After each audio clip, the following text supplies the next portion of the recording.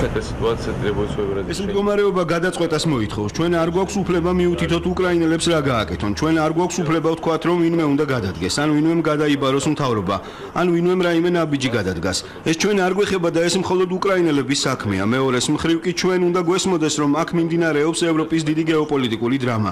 ჩვენს თვალწინ მიმდინარეობს ბანდიტური მიტაცება უკრაინის. იპყრობენ დიდ ევროპულ ქვეყანას ყველაზე საზღვარი მეთოდებით და ამას არა მხოლოდ უკრაინისთვის ექნება ცუდი შედეგი, არამედ მთელი ევროპისთვის. ამიტომ აქ რაიმე საეჭვო არ შეიძლება იყოს.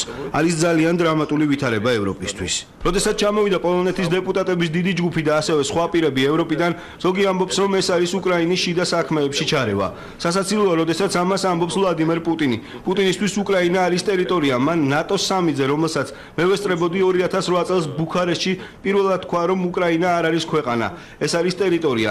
მას შემდეგ ამას იმეორებს ყველა შეხვედრაზე და ის არა მხოლოდ იმეორებს, ახორციელებს კიდეც. ახლა გაჩნდა ახალი რუკა, სადაც უკრაინა გახლეჩილია ორ ნაწილად, აღმოსავლეთ და დასავლეთ უკრაინად. ეს არის ბლეფი. ეს არის მითი, რომელსაც რუსეთი ცდილობს თავზე მოახვიოს დასავლეთს. ხალხს დნეპროპეტროვსკში და დონეცკში და სხვა ადგილებშიც უნდათ ევროპა.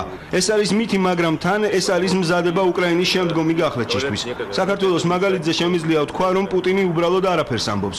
თუ მუხარას აგზავნის, ის ახორციელებს კიდეც. ერთხელ მან მითხრა, თქვენი მეგობრები ევროპაში ბევრ კარგ რამეს კპირდებიან, მაგრამ ვერასდროს შეასრულებენ. მე კარგს არაფერს კპირდებით, მაგრამ ყოველთვის ვასრულებ.